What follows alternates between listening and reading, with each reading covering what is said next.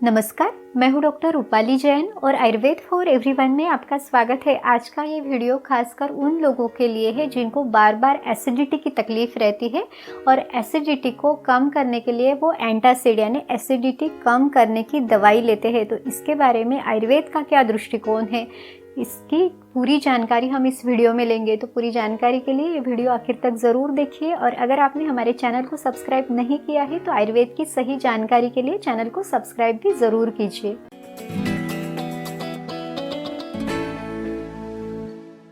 आयुर्वेद में जब भी किसी बीमारी की चिकित्सा यानी ट्रीटमेंट दी जाती है तो उसमें सबसे पहली जो चिकित्सा रहती है वो है निदान परिवर्जन, यानी उस बीमारी को होने के लिए जो भी कॉजेस है तो उनको दूर करना, ये सबसे पहली चिकित्सा है। तो अगर आपकी एसिडिटी की तकलीफ अगर आपको बहुत दिनों से है तो उसके लिए क्या क्या कारण हो सकते हैं ये देखना बहुत ज़रूरी है। अगर आपका खान पान उसमें नियमितता नहीं है, यानी आपका जो लंच का समय है, डिनर का समय है तो बहुत ज़्यादा वैरी होता है, या फिर आपके खाने में तीखी चीज़ें, मसालेदार चीज़ें या जो पचने में बहुत ज़्यादा भारी है ऐसी चीज़ें अगर है, या फिर रात का आपका खाना बहुत ज़्यादा लेट होता है, रात को आप बहुत ज़्यादा लेट सोते हैं, तो इन सभी कारणों से अगर आपको एसिडिटी होती है तो सबसे पहले इन कारणों को दूर करना पहली चिकित्सा होनी चाहिए।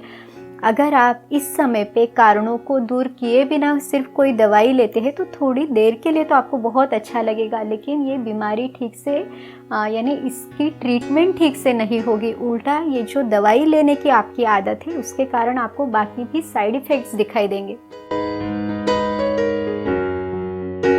जो लोग बहुत ज़्यादा फ्रिक्वेंटली इस तरह के एंटासिड्स लेते हैं तो अब देखिए कि एंटासिड लेने के बाद क्या होगा। जब भी आप एंटासिड लेते हैं तो आपके ये जो पाचक स्राव है या फिर आपका अग्नि है वो भी मंद होता है।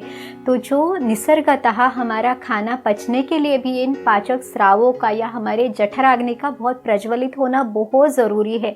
जब आप इनको दबा के रखते हैं तो हमारी पचन क्रिया ही डिस्टर्ब हो जाती है और फिर ऐसे लोगों को बहुत ज़्यादा ब्लोटिंग दिखना या पेट में हेवीनेस फील होना, तो इस जैसे लक्षण दिखाई देते हैं।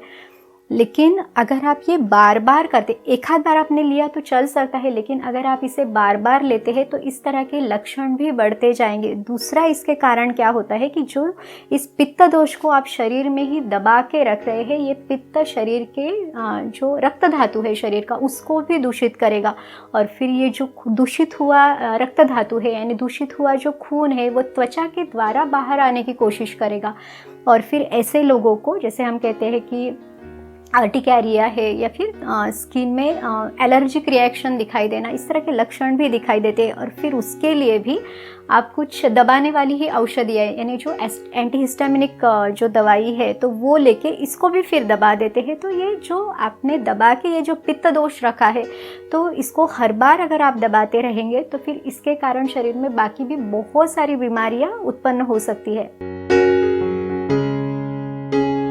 अगर आपको एसिडिटी से हमेशा के लिए छुटकारा चाहिए तो आपको इसके लिए आयुर्वेद की जो दिनचर्या है या ऋतुचर्या है, यानी सीज़न चेंज होने पर हमने हमारे खान पान में या रहन सहन में क्या बदलाव करना चाहिए, तो इस पर अमल करना बहुत ज़रूरी है। एसिडिटी के बारे में भी हमने पहले डिटेल वीडियोस बनाए हैं, उन वीडियोस की लिंक भी डिस्क्रिप्शन बॉक्स में है, तो आप वो वीडियोस भी देख सकते हैं। इसमें कुछ सिंपल होम रेमेडीज़ भी आप ट्राई कर सकते हैं। तो इसमें सबसे अच्छी जो औषधि है वो है सौंठ, यानी ड्राई जिंजर पाउडर आप ले सकते हैं।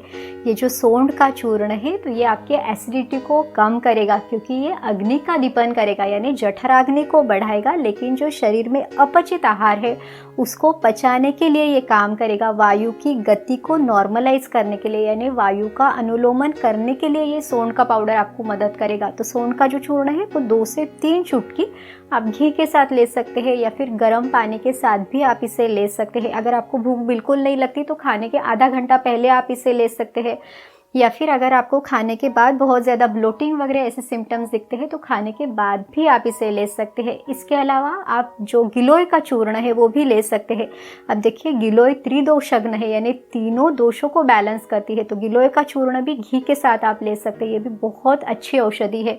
यहाँ तक कि जो आंवले का चूर्ण है वो भी आप ले सकते हैं। तो इस तरह के सिंपल होम रेमेडीज़ आप ट्राई कर सकते हैं, लेकिन सबसे पहला फोकस यही होना चाहिए कि आपकी एसिडिटी बढ़ाने के लिए जो कॉजेस है उनको आपने दूर करना है। तो उम्मीद है इस वीडियो में जो भी जानकारी हमने आपको दी ये आपको मदद ज़रूर करेगी। अगर आपको ये वीडियो अच्छा लगा तो लाइक, शेयर और सब्सक्राइब कीजिए। फिर मिलेंगे अगले वीडियो में। आयुर्वेद को अपनाइए, स्वस्थ रहिए। नमस्कार।